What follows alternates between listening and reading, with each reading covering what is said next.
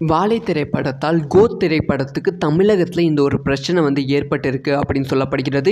இதுக்கு உதயநிதி ஸ்டாலின் அவர்கள் தான் காரணம் அப்படின்னு சொல்லப்படுகிறது. இதை பற்றி ரொம்ப டீட்டெயிலாக தான் பேச போகிறோம். கோத் தளபதி விஜய் அவர்களோட கோத் திரைப்படம் இன்னைக்கு வெளியாகி இருக்கு. கம்ப்ளீட்டாக பாசிட்டிவான ரிவ்யூஸ் வெளியாகி இருக்கு. இந்த திரைப்படத்தை தமிழகத்தில் 1000 ஸ்க்ரீனில் ரிலீஸ் பண்ணணும், உலக அளவில் 6000 ஸ்க்ரீனில் ரிலீஸ் பண்ணணும் அப்படின்னு சொல்லி ஏஜிஎஸ் நிறுவனம் முடிவு பண்ணியிருந்தாங்க. ஒருவேளை தமிழகத்தில் 1000 ஸ்க்ரீனுக்கு மேலே ரிலீஸ் ஆனால் இது வரைக்கும் ரிலீஸ் ஆன தமிழ் திரைப்படங்களை விட இந்த திரைப்படம் தான் 1000 ஸ்க்ரீனில் ரிலீஸ் ஆன ஒரு பெரும் சாதனை படைக்கும். அது மட்டும் இல்லாமல் செப்டம்பர் 5ஆம் தேதி கோத் திரைப்படம் வெளியாகுதுன்னா அடுத்த 20 நாட்கள் எந்த பெரிய ஹீரோ திரைப்படம் வெளியாகாது. அதனால கோத் திரைப்படத்துக்கு மட்டும்தான் ஸ்க்ரீன் கவுண்ட் இன்க்ரீஸ் ஆக வாய்ப்புகள் இருக்குது அப்படிங்கிற ஒரு மைண்ட் செட்டில் தான் இருந்தாங்க. ஆனால் இப்போ அதுக்கும் ஒரு பிரச்சனை ஏற்பட்டிருக்கு. கோத் திரைப்படம் தமிழகத்தில் வெறும் 900 ஸ்க்ரீனில் மட்டும்தான் ரிலீஸ் ஆகியிருக்கு. ஏஜிஎஸோட கனவு நினைவாகலை அப்படின்னு சொல்லப்படுகிறது. இதுக்கான காரணம் உதயநிதி ஸ்டாலின் அவர்கள் தான் அப்படின்னு சொல்லப்படுகிறது. என்ன ஆச்சு அப்படிங்கிற டீட்டெயிலான விஷயத்தை தான் பேச போகிறோம். அதாவது ஒரு 2 வீக்ஸுக்கு முன்னாடி மாரி செல்வராஜ் அவர்களோட இயக்கத்தில் வாழை திரைப்படம் வெளியாச்சு. ஸோ வாழை திரைப்படம் தங்களான் திரைப்படமும் நல்ல கலெக்ஷன் போய்கொண்டு இருந்தது. தங்களான் திரைப்படத்துக்கு அப்புறமா வாழை திரைப்படம் வெளியானதால் தங்களான் திரைப்படத்தை விட வாழை திரைப்படத்துக்கு ரசிகர்கள் கூட்டம் ஓவராக வருகிறது. அதே சமயம் அதோட ரைட்ஸ் கொஞ்சம் கம்மி தான் அப்படி சொல்லி வாழை திரைப்படத்தோட ஸ்க்ரீனிங் இன்க்ரீஸ் பண்ணாங்க. தங்களான் திரைப்படத்தோட ஸ்க்ரீனிங் கொஞ்சம் கம்மி பண்ணாங்க. ஸோ அப்போவே வாழை திரைப்படத்தோட வசூலும் இன்க்ரீஸ் ஆனது. ஒரு 4 கோடி ரூபாய் பட்ஜெட்டில் உருவாக்கின வாழை திரைப்படம் உலகளவில் இப்போ 28 கோடி ரூபாய்க்கு மேலே வசூல் செய்தது. இப்போ கோத் திரைப்படத்தை பற்றி பேசலாம். கோத் திரைப்படம் செப்டம்பர் 5ஆம் தேதி இன்னைக்கு ரிலீஸ் ஆகுது. ஸோ வாழை திரைப்படத்தோட ஸ்க்ரீன்ஸ் இப்பயும் ஹவுஸ்ஃபுல் ஷோஸ் போய்கொண்டு இருக்கு. ஆனாலும் ஏஜிஎஸ் நிறுவனம் கோத் திரைப்படத்தை வாங்க தேட்டர்ஸ்க்கு கேட்டிருக்காங்க. தேட்டர் ஓனரும் எஸ் நாங்கள் கோத் திரைப்படத்தை வாங்குறோம். வாழை திரைப்படத்தோட ஷோஸ் இப்போ 30% ஹவுஸ்ஃபுல் ஷோஸ் டிக்கெட் சோல்ட் ஆகியிருக்கு. இந்த சமயத்தில் நாங்கள் கோத் திரைப்படம் போட்டால் கோத் திரைப்படத்துக்கு ஒரு பெரிய இம்பாக்ட் இருக்குது. கோத் திரைப்படத்தோட வசூலும் பெருசாக இருக்கும் அப்படின்னு சொல்லி நினச்சி ஸோ ஓகே சொல்லியிருந்தாங்களாம். ஆனால் அங்கே தான் ரெட்ஜே நிறுவனம் தலையிட்டது அப்படின்னு சொல்லப்படுகிறது. மாரி செல்வராஜ் அவர்களோட வாழை திரைப்படத்தை ரெட்ஜே நிறுவனம் தான் டிஸ்ட்ரிபியூஷன் பண்ணியிருந்தாங்க. ஸோ ரெட்ஜே நிறுவனம் என்ன பண்ணியிருந்தாங்கன்னா ஸோ ஏஜிஎஸோட கோத் திரைப்படத்தை ஏஜிஎஸ் தான் டேரக்டாக ரிலீஸ் பண்ணுது. அதனால் நீங்கள் கோத் திரைப்படத்தை எல்லா ஸ்க்ரீன்லையும் போடக்கூடாது. வாழை திரைப்படம் தான் இப்போ எத்தனை ஸ்க்ரீனில் ஓடிட்டு இருக்கோ அத்தனை ஸ்க்ரீனில் வாழை திரைப்படம் ஓடிட்டு இருக்கணும். ஸோ வாழை திரைப்படத்தை ரிமூவ் பண்ணிவிட்டு நீங்கள் கோத் திரைப்படம் போடக்கூடாது அப்படின்னு சொல்லி ரெட்ஜே நிறுவனம் தேட்டர் ஓனர்ஸ்க்கு ப்ரெஷர் கொடுத்த மாதிரி சில தகவல்கள் வெளியாகி இருக்கு. அதனால் வாழை திரைப்படம் எந்த இடத்துலையும் தூக்காமல் 30% ஹவுஸ்ஃபுல் ஷோஸ் இருந்தாலுமே வாழை திரைப்படத்தை ஓட வச்சுட்டு அதே சமயம் தான் கோத் திரைப்படத்தை போட்டிருக்காங்க. ஸோ வாழை திரைப்படத்தை இப்போ வரைக்கும் எந்த திரையரங்குகளில் இருந்தும் தூக்கலை. தங்களான் திரைப்படத்தையும் மற்ற திரைப்படங்களை ரிமூவ் பண்ணிட்டாங்க. கோத் திரைப்படத்தை இப்போ ஸ்க்ரீன் பண்ணியிருக்காங்க அப்படின்னு சொல்லப்படுகிறது.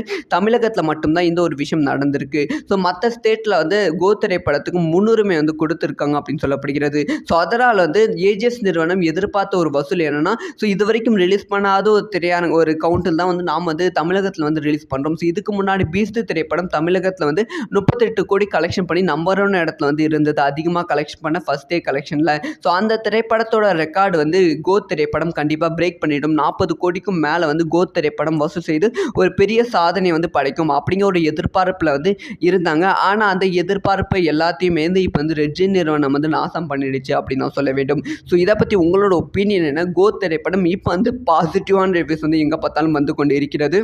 அதனால் கோத் திரைப்படத்தோட ஸ்க்ரீன் கவுண்ட் திரையரங்குகள் அதிகப்படுத்த வாய்ப்புகள் இருக்குது. இப்போ ரெட்ஜே நிறுவனத்தையும் தாண்டி கோத் திரைப்படத்தோட ஸ்க்ரீனை இன்க்ரீஸ் பண்ணுவாங்களா இல்லை ரெட்ஜே நிறுவனம் சொன்ன மாதிரி வாழை திரைப்படத்தை மட்டும் தான் ஓட விடுவாங்களா அப்படிங்கிற விஷயத்தை வெயிட் பண்ணி தான் பார்க்கணும். ஸோ நீங்கள் கோத் திரைப்படத்தை பார்த்துட்டிங்களா? கோத் திரைப்படத்தை டிக்கெட் புக் பண்ணிட்டீங்களா? யாரெல்லாம் ரொம்ப எக்ஸைட்மெண்ட்டாக இருக்கீங்க கோத் திரைப்படத்தை பார்க்க? ஸோ இதெல்லாம் பற்றி உங்களோட ஒப்பீனியன் என்ன அப்படிங்கிற விஷயத்தையும் வாழை திரைப்படத்தால் கோத் திரைப்படத்துக்கு தமிழகத்தில் இந்த ஒரு பிரச்சனை ஏற்பட்டிருக்கு அப்படின்னு சொல்லப்படுகிறது. இதுக்கு உதயநிதி ஸ்டாலின் அவர்கள் தான் காரணம் அப்படின்னு சொல்லப்படுகிறது. இதை பற்றி ரொம்ப டீட்டெயிலாக தான் பேச போகிறோம். கோத் தளபதி விஜய் அவர்களோட கோத் திரைப்படம் இன்னைக்கு வெளியாகி இருக்கு. கம்ப்ளீட்டாக பாசிட்டிவான ரிவ்யூஸ் வெளியாகி இருக்கு. இந்த திரைப்படத்தை தமிழகத்தில் 1000 ஸ்க்ரீனில் ரிலீஸ் பண்ணணும், உலக அளவில் 6000 ஸ்க்ரீனில் ரிலீஸ் பண்ணணும் அப்படின்னு சொல்லி ஏஜிஎஸ் நிறுவனம் முடிவு பண்ணியிருந்தாங்க. ஒருவேளை தமிழகத்தில் 1000 ஸ்க்ரீனுக்கு மேலே ரிலீஸ் ஆனால் இது வரைக்கும் ரிலீஸ் ஆன தமிழ் திரைப்படங்களை விட இந்த திரைப்படம் தான் 1000 ஸ்க்ரீனில் ரிலீஸ் ஆன ஒரு பெரும் சாதனை வந்து படைக்கும். அது மட்டும் இல்லாமல் செப்டம்பர் 5ஆம் தேதி கோத் திரைப்படம் வெளியாகுதுன்னா அடுத்த 20 நாட்கள் வந்து எந்த பெரிய ஹீரோ திரைப்படம் வெளியாகாது. அதனால கோத் திரைப்படத்துக்கு மட்டும்தான் வந்து ஸ்க்ரீன் கவுண்ட் வந்து இன்க்ரீஸ் ஆக வாய்ப்புகள் இருக்குது அப்படிங்கிற ஒரு மைண்ட் செட்டில் தான் இருந்தாங்க. ஆனால் இப்போ வந்து அதுக்கும் வந்து ஒரு பிரச்சனை வந்து ஏற்பட்டிருக்கு. கோத் திரைப்படம் வந்து தமிழகத்தில் வெறும் வந்து 900 ஸ்க்ரீனில் மட்டும்தான் வந்து ரிலீஸ் ஆகியிருக்கு. ஏஜிஎஸோட கனவு வந்து நினைவாகலை அப்படின்னு சொல்லப்படுகிறது. இதுக்கான காரணம் உதயநிதி ஸ்டாலின் அவர்கள் தான் அப்படின்னு சொல்லப்படுகிறது. என்ன ஆச்சு அப்படிங்கிற டீட்டெயிலான விஷயத்தை தான் பேச போகிறோம். அதாவது ஒரு 2 வீக்ஸுக்கு முன்னாடி மாரி செல்வராஜ் அவர்களோட இயக்கத்தில் வாழை திரைப்படம் வெளியாச்சு. ஸோ வாழை திரைப்படம் தங்களான் திரைப்படமும் வந்து நல்ல கலெக்ஷன் வந்து போய்கொண்டு இருந்தது. தங்களான் திரைப்படத்துக்கு அப்புறமா வாழை திரைப்படம் வெளியானதால் தங்களான் திரைப்படத்தை விட வாழை திரைப்படத்துக்கு ரசிகர்கள் கூட்டம் ஓவராக வருகிறது. அதே சமயம் அதோட ரைட்ஸ் வந்து கொஞ்சம் கம்மி தான் அப்படி சொல்லி வாழை திரைப்படத்தோட ஸ்க்ரீனிங் வந்து இன்க்ரீஸ் பண்ணாங்க. தங்களான் திரைப்படத்தோட ஸ்க்ரீனிங் வந்து கொஞ்சம் வந்து கம்மி பண்ணாங்க. ஸோ அப்போவே வந்து வாழை திரைப்படத்தோட வசூலும் வந்து இன்க்ரீஸ் ஆனது. ஒரு 4 கோடி ரூபாய் பட்ஜெட்டில் உருவாக்கின வாழை திரைப்படம் உலகளவில் வந்து இப்போ வந்து 28 கோடி ரூபாய்க்கு மேலே வந்து வசூல் செய்தது.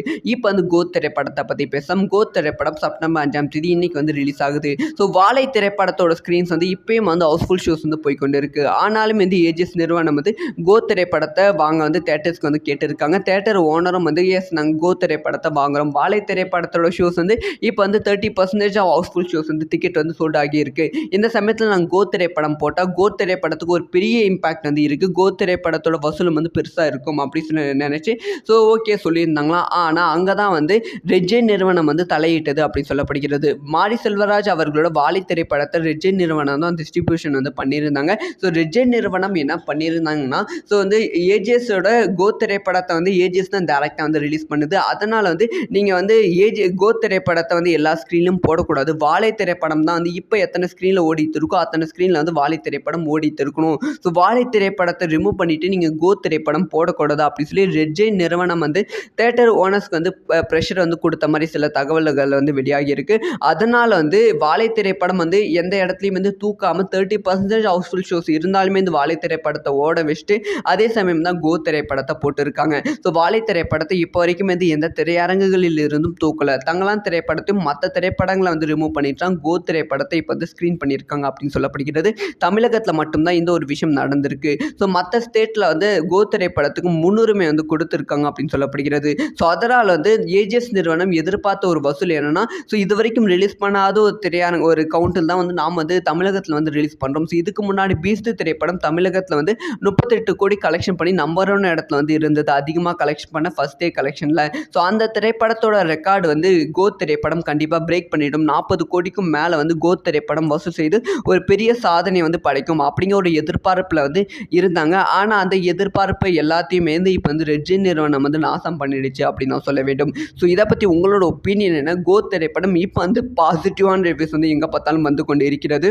அதனால் கோத் திரைப்படத்தோட ஸ்க்ரீன் கவுண்ட் வந்து திரையரங்குகள் வந்து அதிகப்படுத்த வாய்ப்புகள் இருக்குது. இப்போ வந்து ரெட்ஜெயின் நிறுவனத்தையும் தாண்டி வந்து கோத் திரைப்படத்தோட ஸ்க்ரீனை வந்து இன்க்ரீஸ் பண்ணுவாங்களா இல்லை ரெட்ஜெயின் நிறுவனம் சொன்ன மாதிரி வாழை திரைப்படத்தை மட்டும் தான் வந்து ஓட விடுவாங்களா அப்படிங்கிற விஷயத்தை வெயிட் பண்ணி தான் பார்க்கணும். ஸோ நீங்கள் கோத் திரைப்படத்தை பார்த்துட்டிங்களா? கோத் திரைப்படத்தை டிக்கெட் வந்து புக் பண்ணிட்டீங்களா? யாரெல்லாம் ரொம்ப எக்ஸைட்மெண்ட்டாக இருக்கீங்க கோத் திரைப்படத்தை பார்க்க? ஸோ இதெல்லாம் பற்றி உங்களோட ஒப்பீனியன் என்ன அப்படிங்கிற விஷயத்தையும்